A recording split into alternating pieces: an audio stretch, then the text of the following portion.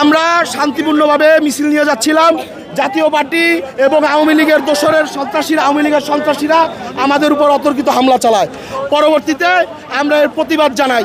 আপনারা জানেন এই জাতীয় পার্টি যে কিনা এই 16 বছর হাসিনাকে হাসিনার মতো স্বৈরাচার বানাতে সাহায্য করেছে, সেই জাতীয় পার্টি আওয়ামী লীগ ভারতে পালিয়ে যাওয়ার পরে এখন আওয়ামী লীগের বাংলাদেশের কার্যালয় এই জাতীয় পার্টি পল্টনে অনুষ্ঠিত হচ্ছে। আমরা চাই জাতীয় পার্টির রাজনীতি নিষিদ্ধ করে আওয়ামী লীগের পুনর্বাসনের যে পায়তারা তারা চালাচ্ছে তা বন্ধ করে দিতে হবে। অন্যথায় আমরা গণ অধিকার পরিষদ এই জাতীয় পার্টির নামে বাংলাদেশ আওয়ামী লীগের আবার যে পুনর্বাসনের চেষ্টা চলছে তা কখনোই হতে দেবো না। জাতীয় পার্টির আস্থানা আমরা ভেঙে দেবো, গুড়িয়ে দেবো, প্রয়োজনে ফাঁসি হলে আমরা ফাঁসি দলিত করবো।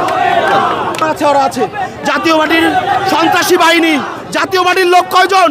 এখানে সব সাদ্দামের গুন্ডা বাহিনী, ছাত্রলীগের সাদ্দাম, কাউয়া কাদের, ওদের লোকজন এখন এই জাতীয় পার্টির কার্যালয়ে অবস্থান করতেছে।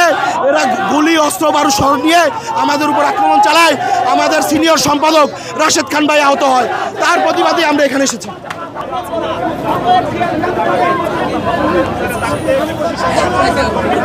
অধিকার পরিষদের বিক্ষোভ সমাবেশ ছিল। জাতীয় পার্টি সহ 14 দলের দোসর তাদের সাংগঠনিক কার্যক্রম নিষিদ্ধ করা, জিএম কাদের সহ ফেসিবাদের দোসরদের গ্রেপ্তারের দাবিতে আমরা এই বিক্ষোভ সমাবেশের আয়োজন করি। সমাবেশ শেষে যখন আমরা একটি মিছিল বের করি, সেই মিছিল যখন আমরা কাকরাইলের দিকে নিয়ে যাই পল্টন থেকে, জাতীয় পার্টির কার্যালয়ের সামনে থেকে হঠাৎ করে আমাদের উপর অতর্কিত হামলা করে। আমাদের সাথে গণমাধ্যম ছিল এবং ভিডিও ফুটেজ রয়েছে। আমরা কিন্তু জাতীয় পার্টির কার্যালয়ের সামনে যাইনি। মূলত আমরা যেটি মনে করি যে জাতীয় পার্টির মধ্যে আওয়ামী লীগ ঢুকে জাতীয় পার্টি এবং আওয়ামী লীগ আমাদের উপর অতর্কিত হামলা করেছে। আমাদের অনেকে আহত হয়েছে। আমার অবস্থা তো দেখতে পাচ্ছেন, নতুন করে বলার কিছু নাই। ঢাকা মেডিকেলে চিকিৎসা নিয়েছি।